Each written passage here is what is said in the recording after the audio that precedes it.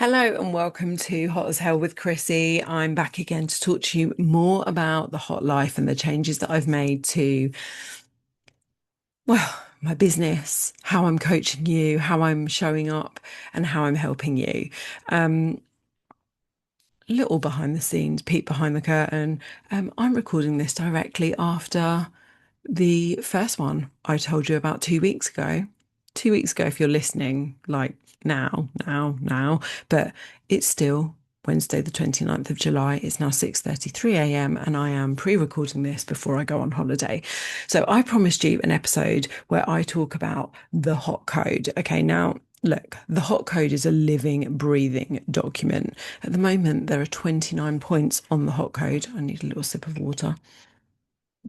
There are 29 points on the hot code.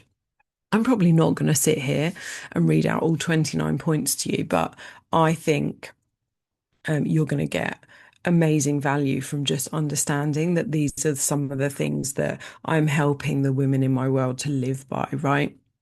So we're going to go through some of these and I'm going to give you some examples and tell you why this is important.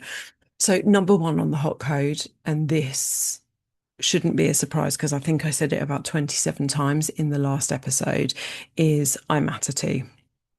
And the reason that that is part of the hot code is because it was the decision that I made all those years ago that led me to the journey that got me here right now, right? That led me to the journey to changing my life, to changing my health, to not yo-yo dieting, to not beat myself up and punish my body. Um, and to stop putting everyone else first, right? Because I was always looking for the shortcuts to happiness, and never actually looked at, well, just getting myself happy. Just like look for the shortcuts. Surely, if I diet, if I punish my body, if I, run around after everyone else and put them first, that'll give me purpose. That'll make me feel great, and then I'll be happy. Shock horror. It wasn't true. Actually, what I needed to do was slow down, stop giving my time and energy to everyone else and work on myself. So point number one on in the hot code is I matter too. Points number two and three I talked about in the last episode, and that's you get one life, stop wasting it, waiting, and you get one body, stop treating it like crap. They might sound really harsh and really direct, but they're so bloody true. And I don't care how old you are. I don't care, you know, like what side of 40 you are. I don't care where in your journey you are. These are true. And I referenced in my last podcast that, or that first podcast I released, was that this is like really close to my heart. My sister-in-law is 35 years old. Her and my brother are married. They have a 7-year-old son. And my sister-in-law is battling stage four incurable breast cancer. And we were recently told that if she hadn't gone to Germany and sought the treatment that she's now doing, she would not have been here by Christmas. That is like absolutely shocking to me. And we've been going through this for like 4 or 5 years, but it really, really resonates with me. And I feel like I owe it to her to make sure that I always treat my body well and live my life to the fullest. And I want to help other women with that too. So I'm going to move on because we don't need to dwell on those things. So number four, I think this one is really important. Thoughts are not facts. This took me a really long time to grasp and a really long time to implement. And I promise you, when I say I don't always get it right, sometimes I believe my thoughts, but they are just thoughts. They are not facts. They are just little sparks of information that your brain has. And what happens is it has a thought that's not a fact. And if that thought is quite a negative one, you go into a negative spiral, you start feeling some emotions, and then you start acting on those emotions. And so I want you to remember number four, thoughts are not facts. And number five, because this is closely linked, my emotions are information, not instructions. So I'm going to give you an example on all of this, right? You may have heard that I crashed my car. I didn't crash my car, I bumped my car a couple of weeks ago. I'd had a really amazing day. I'd been at a 6 hour photo shoot. I felt incredible. The pictures are going to be incredible. But it was a really tiring day, and I dropped my friend off at the pharmacy and I needed to turn my car around. Now, listen, I drive an electric car that has got so many gadgets, nuts, and bolts on it. I do not know how I didn't notice the beeping when I was reversing, but I reversed into another car and bump. The thoughts that I was having it were, I am useless and I don't deserve anything nice. I'm useless and I don't deserve anything nice. And the emotions that I had at that time were self-loathing, were really, really negative towards myself. I could go as far as describing that felt like I hated myself, right? And for a split second, I had the thought of, well, I'm just going to give up everything that's nice. I'm not going to go to my next photo shoot in Manchester at the weekend. I'm just going to give up my business. I mean, come on, I bumped my car, right?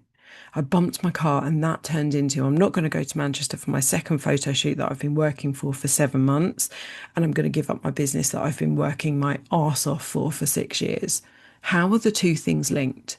But if I'd acted on my emotions as instructions, I would have not gone to my photo shoot and given up my business. They're information. And the information was that I need to do some work on my belief that I'm useless and I don't deserve anything nice. And also I need to work on like my energy and not being so distracted and tired.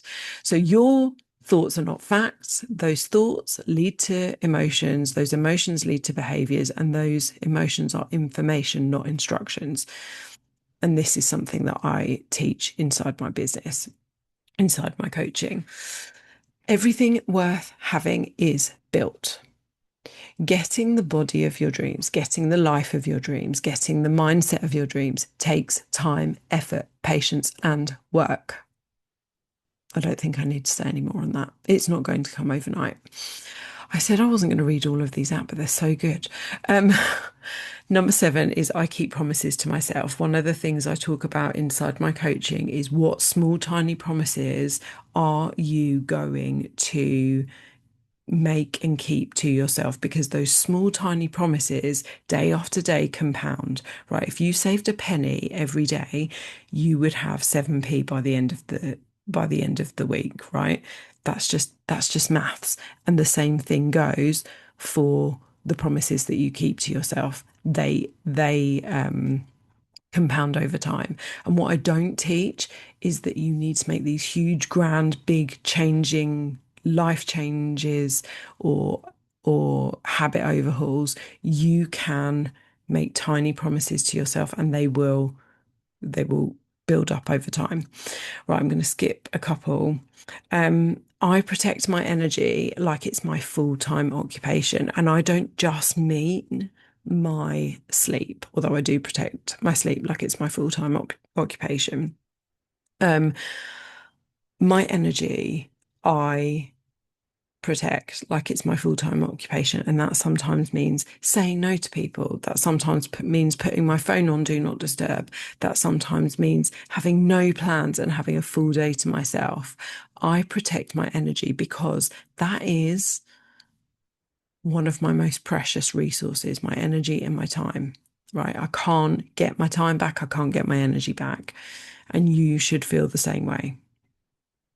um I do not dress according to someone else's idea of my age. I don't think I need to explain that. I dress how I want to, and I don't care what other people think of that. Um, Number 11, I'm going to swear, lock up your children. Age is a fucking gift. And this links into points 2 and 3 about your life and your body, right? Age is a privilege. Getting to the age you are at now is a privilege because not everyone manages to get to that age. And that is why I stopped referring negatively about my age years ago. I do not play the victim, right?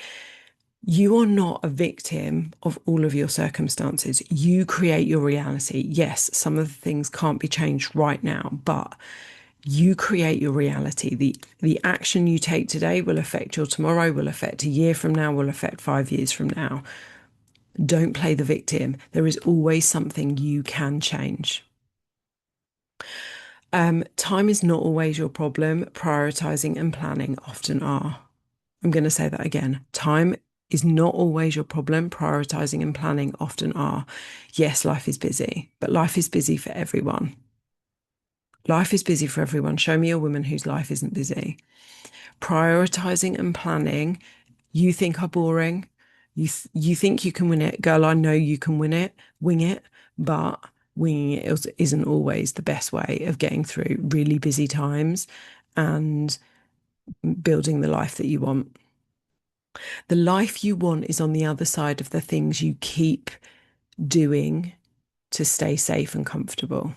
I'll say that again. The life you want is on the other side of the things you keep doing to stay safe and comfortable. You keep going back and falling into the patterns that you used to fall into because they keep you feeling safe, they keep you feeling comfortable. The life you want is on the other side of challenge. The life you want is on pushing yourself and challenging yourself and being a bit uncomfortable. I do not wait for Monday. Whatever it is that you did that you didn't want to do, draw a line on it and start again now. I do not wait until I've lost weight to start living. I think that's self-explanatory, as are the next two. I move my body because it deserves to stay strong. I fuel my body because it deserves energy. I celebrate small wins and big ones. This is something that's so important within my client community. You celebrate the small things as well as the big ones because the small things are the things that keep you going to win the big ones, right? I say no when I mean no. That comes back to your boundaries. And I say yes to the things that make me feel alive. Love that. I love that one. And that's why I'm recording these podcasts at 6:15 and 6:30 in the morning because I love doing them, even if my voice is a little bit croaky. I do not save everything for best. Two examples of this. I've got some Diptyque perfume that Tom bought me upstairs and I found myself saving it for best. Absolutely not. That stuff was £160 for the bottle. I'm going to wear it. And also, I bought some Calvin Klein underwear for my photo shoot. I am not saving that for the next photo shoot. I'm going to wear that. I choose quality over beige, over crap wine and crap coffee, right? I love coffee. I'm not drinking instant. I love wine. I'm not drinking the rubbish stuff. Hot is a feeling. It is. It's not about your dress size. It's not about what you look. It's about how you feel. Life is too short to live it lukewarm. The aim is not perfection. And planning is key. No more being a wing woman. I know that repeats point 14, but I feel it's important. So I've read out the majority of the 29 there. Now you can get a sense of what I mean by the hot life. That's the hot code. I'm going to keep adding to that every time I come across something that feels like it needs to be on that list. And I would love to hear from you what else you think should be on that list. If you want some of this hot life malarkey that I'm creating, you'll find details of how you can work with me in the show notes. I'm going to sign off now. It's 6:46. I've got a live workout to do with clients in 14 minutes. And I will see you when I get back from my holiday. Thanks for listening.